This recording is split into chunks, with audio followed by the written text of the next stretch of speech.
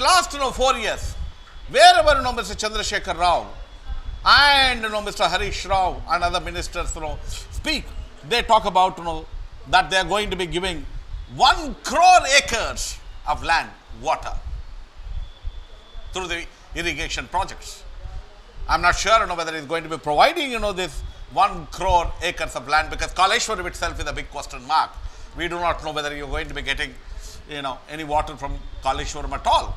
One of the major projects this government has got, irrigation projects, day in and day out. They are redesigning these projects. They are getting new contractors from Andhra, so that all the money which is now spending for this forthcoming elections is only through irrigation project. But the question which is important is this 1 crore acres of water which he is talking about, who is going to be getting benefited? It is Mr. Chandrasekhar Rao will have to answer to all of us how much land he is having, how much land his son is having, how much land Mr. Harish Rao is having, how much land Kavita, his daughter, is having. You have to answer that question. Mr. Chandrasekhar Rao, we know you have been buying land left, right and center. You and your family have been buying land all over Telangana, and this 1 crore acres is only going to be benefit. You have to tell us, you are accountable to the people of this country. Mr. Chandrasekhar Rao, you are a public servant. A public servant should be transparent. A public servant should be open. You must answer what is the land you have. When we are talking about good governance is also all about transparency. How much you own, how much your family owns, how much your children own, how much your other family members own.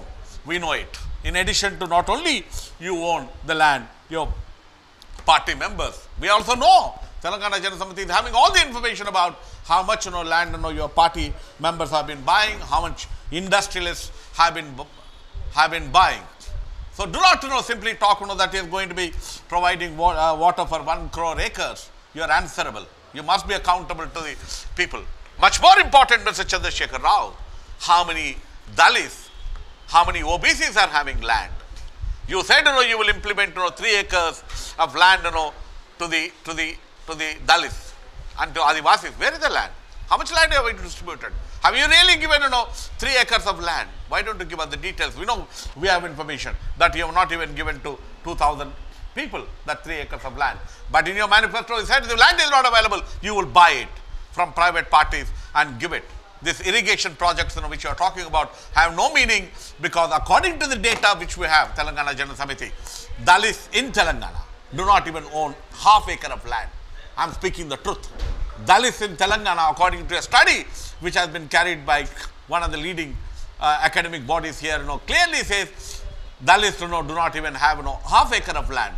What is the use of having Kaleshwaram and many other projects when water is of no value for them, because they do not have the land. They do not have the land. That is where Ambedkar also talked about land reforms are important. Land distribution is important. You promised in your manifesto that you will give 3 acres of land to Adivasis and Dalits. Where is that distribution? So we would like to tell you, as long as you talk about this 1 crore acres of providing water has no meaning, because that will only benefit the rich, the landlords of Telangana. That will only benefit your family. That will only benefit your party workers. They are going to be getting benefited. But then what is important? We have been also talking about urban land ceiling. Urban land ceiling. To what extent urban land ceiling has been implemented? What is the land ownership of Dalits and OBCs and minorities in Telangana? There are also several minorities, Muslims in Telangana, who depend on irrigation. OBCs do not have, backward classes do not have, Dalits do not have, Adivasis do not have, Girijans do not have. So hereafter do not talk about that I am going to be providing 1 crore acres water for various kinds of agricultural purposes. That is not going to make any kind of a meaning. That is not going to get any kind of a benefit, because we know your family, your party members rich landlords have been buying, and they are going to get benefited. That is going to be just about the 5% of the the population is going to be getting benefited.